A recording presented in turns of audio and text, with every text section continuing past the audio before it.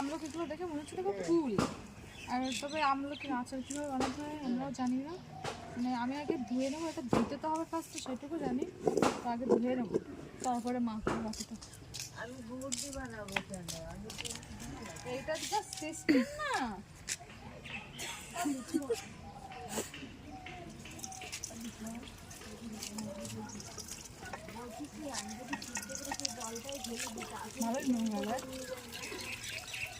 নোংরা না, ওই জলটা একটু হলুদ হলুদ তাই। না আমলকিটা একটু নোংরা ছিল।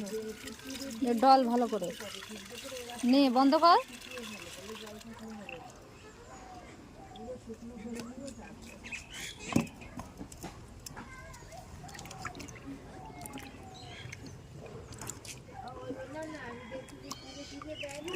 মিষ্টি আচার হলে ভালো হতো তো।